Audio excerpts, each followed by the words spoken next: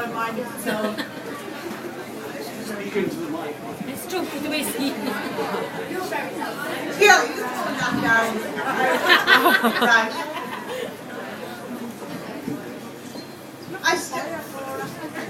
I started school today because I'm now 4. I'm going to be a scholar. I'm looking forward to that. All the big people said they wish they could go back to school and they're going to be the best years of my life. There's loads of us sitting at desks.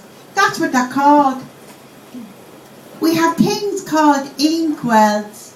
That's why you dip your pen. Hold on, I can't see a bleeding thing.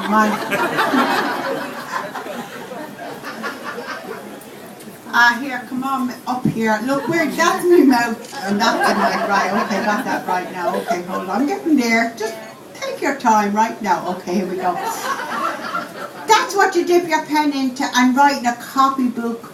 But we won't be doing that now because we're not real scholars yet, right? Okay.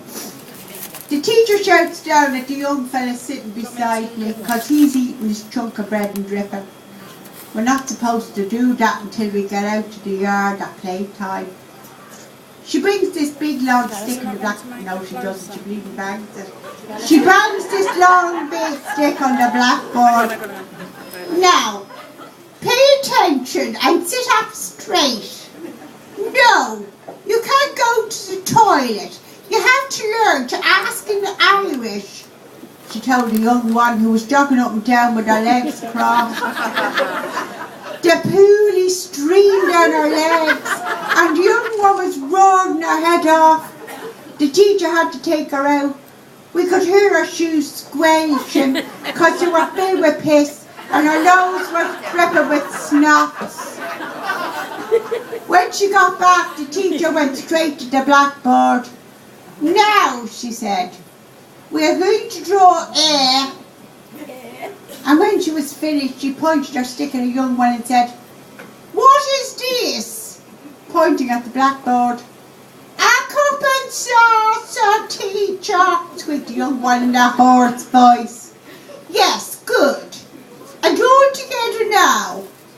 We all shouted up, a cup and saucer. Hold on, I'm getting there. But it was dawning on me slowly. I didn't like this school business at all. I wouldn't be able to draw a cup and saucer. School was too hard and I don't want to be a scholar. When I got home, I raced up the stairs to tell my ma I was now a scholar. I learned everything and didn't need to go back to school anymore. She was sitting by the fire and looked a bit lonely without me. She had a cup of tea and a saucer sitting on top with a slice of Swiss roll on it, warming by the fire for my dinner, in honour of the occasion. My ma says I have to go back to school. She holds my hand and keeps telling me I'll be grand.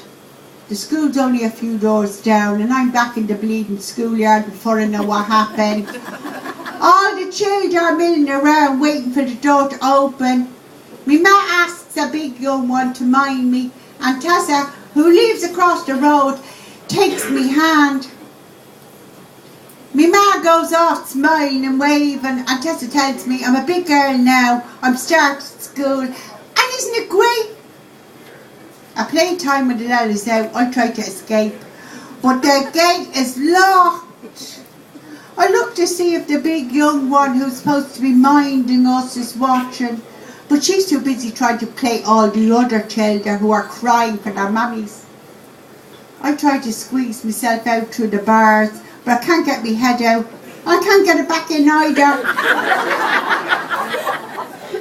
Panic erupts in me. I give a piercing scream and the other kids come running over. They just stand there bleeding, gaping at me. And some are even laughing. I made a holy show of myself, but I don't care. A neighbour, Mrs. Scully, sees me and rushes over.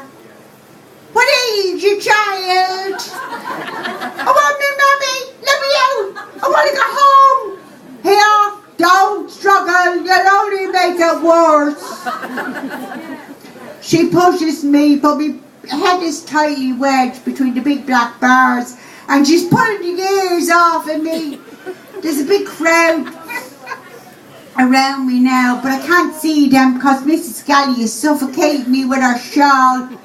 The smell of snuff and porter and sour milk is pouring up my nostrils. It's making me dizzy. Here, teacher, I let you take over. We're only making it worse. Maybe we'll have to call the fire brigade. I'll run and get our mammy. The bars will have to be cut, or maybe we could grease her head, another teacher said. I lost my mind. No, don't let him cut my head off. I'll be good. I won't do this again. Just let me out. The fire brigade arrived and they had to cut the bars to free me. I kept screaming because I thought they were going to cut my head off.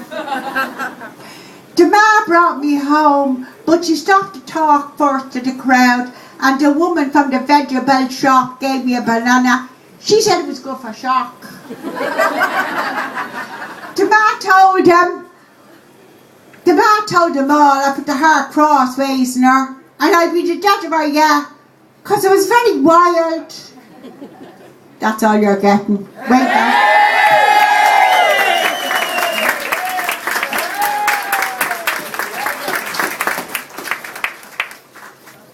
Next one. Cheers, thank you, darlings. Do you like to miss